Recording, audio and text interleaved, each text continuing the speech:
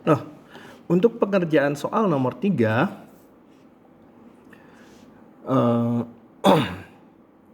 suatu kawat lurus yang terletak pada sumbu Z. Saya punya suatu kawat lurus di sini.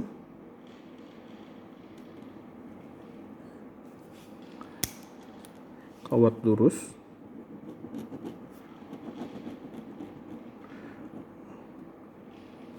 yang berada pada sumbu Z. Nah, kawat lurus ini dia memiliki arus sebesar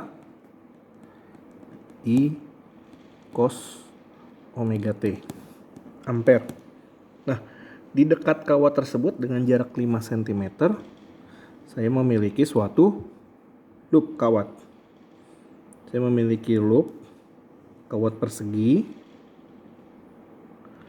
seperti ini dengan tinggi 15 cm, atau saya tulis di sini adalah 0,15 meter, dengan jarak sumbu Y dia adalah 5 cm, atau saya tulis di sini adalah 0,05 meter. Dengan tinggi di sini 15 cm, atau di sini dia adalah 0,3 meter, dan dengan di sini panjangnya dia adalah 20 cm, atau jaraknya di sini adalah 0,25 meter, seperti itu. Nah, yang diminta adalah kita mencari suatu electromagnetic force atau garis gaya listrik. Nah, yang pertama kita ketahui adalah kita memiliki suatu kawat berarus. Artinya kawat berarus tersebut adalah memiliki suatu muatan yang bergerak. Di mana muatan yang bergerak seperti kita ketahui menghasilkan suatu medan magnet, di mana medan magnet itu berdasarkan kaidah tangan kanan akan membentuk suatu lintasan tertutup yang melingkari si kawat tersebut dengan lintasan seperti ini. Di sini juga ada. Jadi dia ada di sepanjang kawat. Di sini juga ada. Nah, sekarang kita ambil misalkan sampel yang di sini. Suatu medan magnet B, dia membentuk suatu lintasan tertutup, di mana lintasan tertutup tersebut ditembus oleh arus yang menghasilkan medan magnet tersebut. Di sini kita sebut dia adalah B. Nah, berdasarkan keterangan ini bisa kita simpulkan adalah kita membahas mengenai hukum pertama itu, dia adalah hukum Ampere.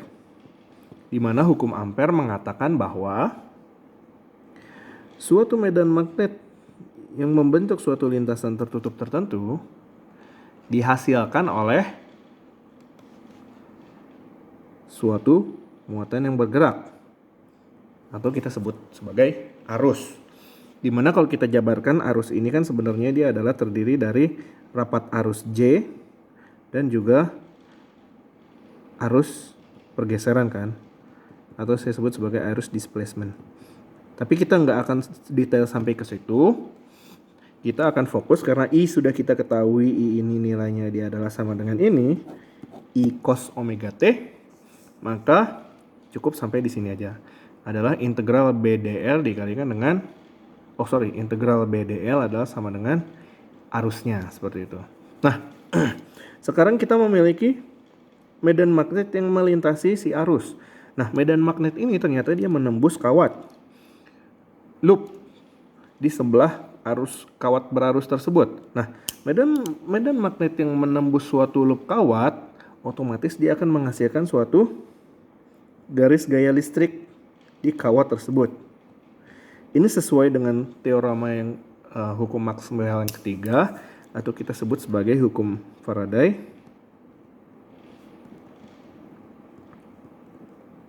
Hukum Faraday mengatakan bahwa suatu medan magnet dapat menghasilkan suatu garis gaya listrik induksi atau electromagnetic force, atau bisa kita sebut di sini adalah electromagnetic force dihasilkan oleh suatu medan magnet yang bervariasi terhadap waktu. Seperti itu. Jadi kita punya dua fungsi persamaan Maxwell di sini. Yang pertama ini dia adalah persamaan Maxwell yang hukum Ampere, di mana dia medan magnet dihasilkan oleh kawat berarus ini, kawat berarus berwarna merah. Lalu kita punya hukum Maxwell yang kedua, di mana medan garis gaya listrik yang muncul di kawat loop ini dihasilkan oleh medan magnet yang menembus kawat loop tersebut, seperti itu. Sehingga untuk mendapatkan garis gaya listrik atau electromagnetic force ini, kita perlu mencari hubungan antara arus kawat dengan medan magnetnya, seperti itu. Sehingga bisa kita dapatkan di sini dia adalah, kita selesaikan hukum Ampere yang pertama dulu. Hukum Ampere yang pertama dia adalah integral BDL. Sorry, ada yang lupa. Medan magnet ya, kalau kita bicara mengenai medan magnet dia adalah B per mu 0, atau flux magnet dibagi dengan permeabilitasnya, seperti itu. Atau bisa kita bilang dia adalah BDL per mu 0 adalah sama dengan arusnya, atau bisa kita bilang dia adalah BDL dikalikan BDL adalah sama dengan I dikalikan dengan mu 0, seperti itu. Nah, kalau kita berbicara mengenai elemen panjang DL dari suatu kawat berarus ini kan otomatis dia akan membentuk suatu silinder.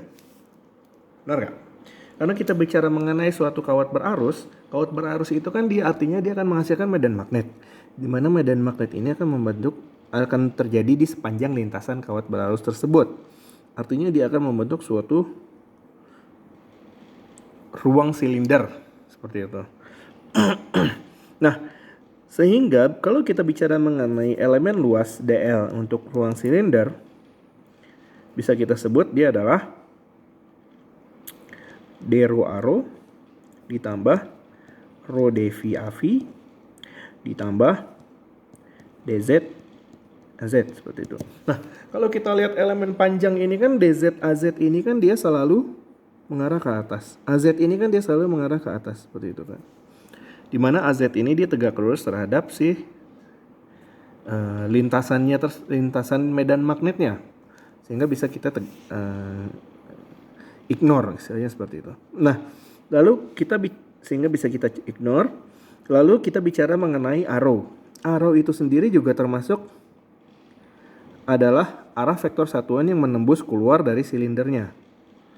Ini adalah sini, ini adalah ke sini, ini adalah ke sini.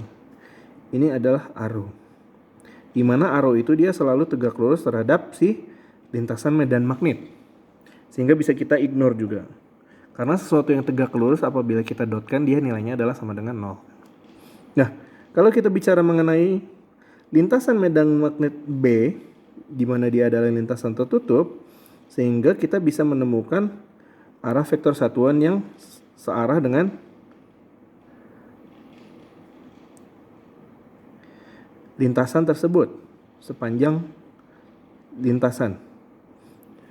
Sehingga kalau kita bilang vektor satuan yang searah dengan lintasan tersebut itu dia adalah sama dengan AV. Ini dia adalah AV, di sini dia adalah AV, di sini dia adalah arrow, di sini dia adalah AV, seperti itu. Sehingga yang kita gunakan di sini dia adalah elemen panjang AV-nya. Sehingga bisa kita dapatkan dia adalah B dikalikan DL, di mana DL itu dia adalah rho dV AV. Dia adalah sama dengan I dikalikan dengan mu 0, seperti itu. Di mana batas dV itu sendiri karena dia membentuk suatu lingkaran penuh, batasnya adalah 0 sampai 2V. Ini kan dia membentuk suatu lingkaran penuh. Sehingga dia batasnya dia adalah dari titik 0 sampai balik lagi ke titik 0, atau saya sebut sebagai 2V.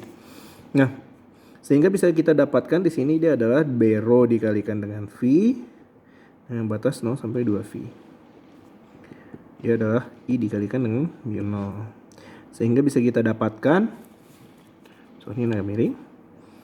Sehingga bisa kita dapatkan dia adalah B dikalikan rho dikalikan dengan 2V sama dengan I dikalikan mu 0. Nah, kalau kita lihat di sini 2V dikalikan rho itu sendiri mengartikan bahwa lintasan B ini membentuk suatu keliling lingkaran. Karena keliling lingkaran ini kan nilainya dia adalah sama dengan 2 dikalikan jari-jarinya ya, 2 VR ya.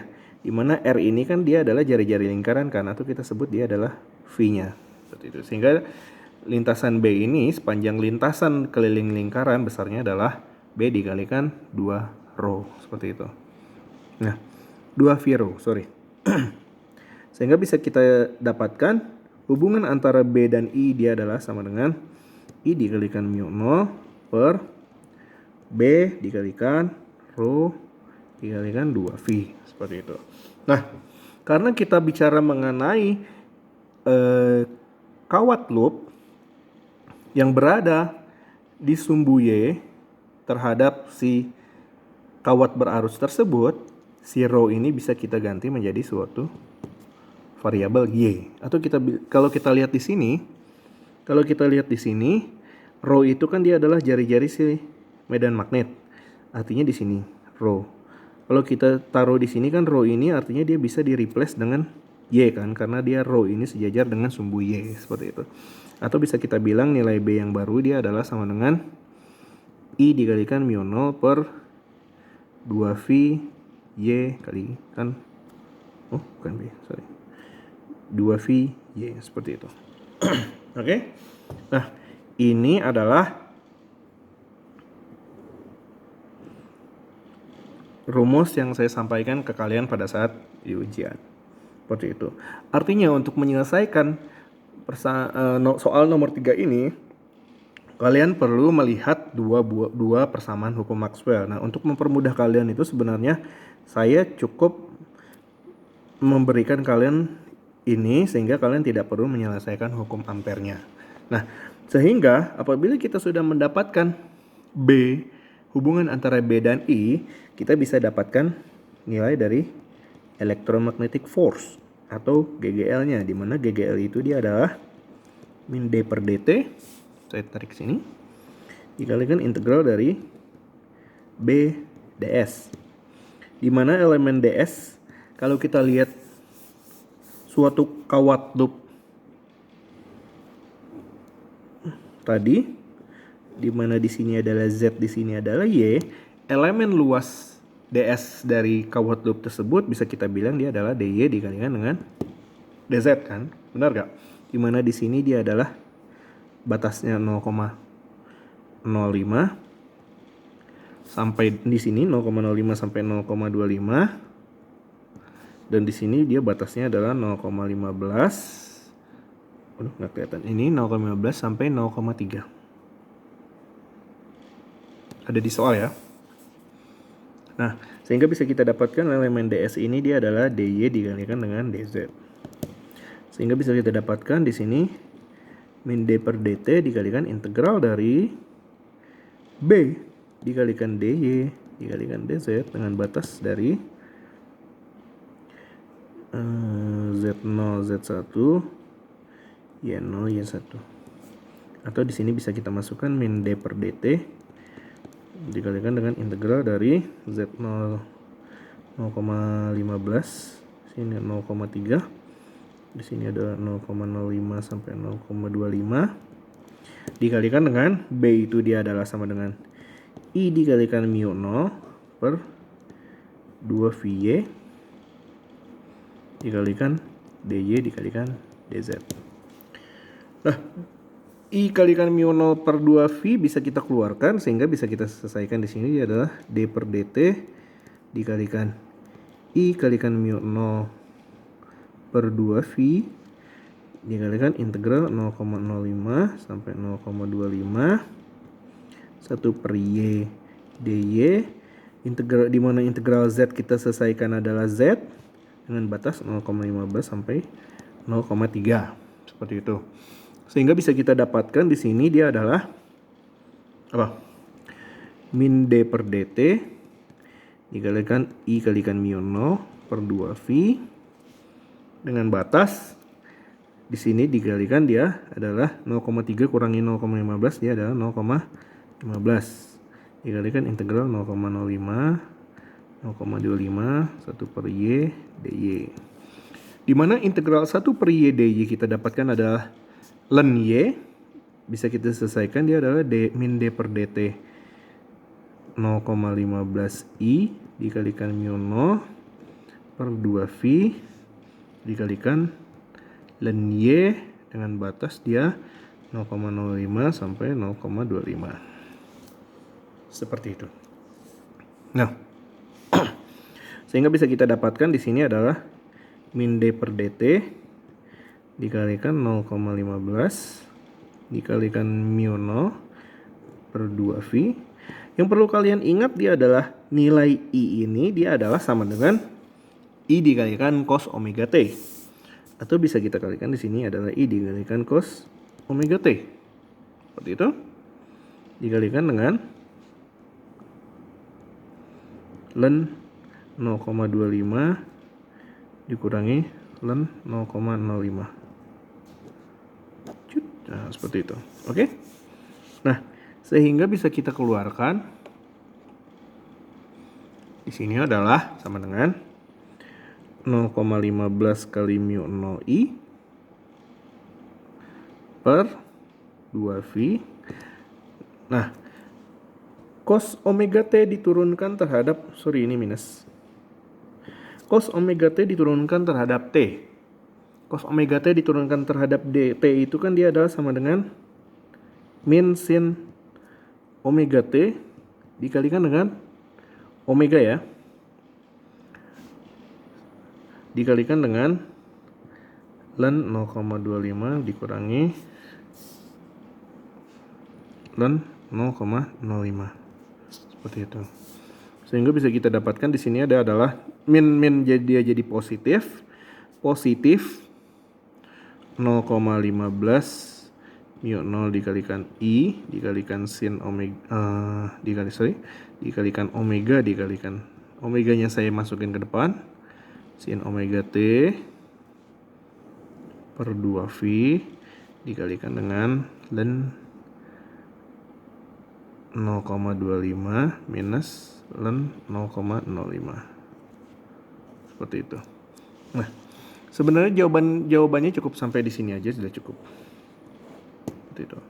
Kalau kalian mau menyelesaikan lagi, nanti kalian mungkin dapat angkanya di sekitar 3,84 sekian dikalikan dengan mu 0 dikalikan I dikalikan omega dikalikan sin omega T. Karena kita bicara mengenai garis gaya listrik, GGL induksi, maka satuannya dia adalah volt. Seperti itu. Kita sudah menyelesaikan soal nomor 3.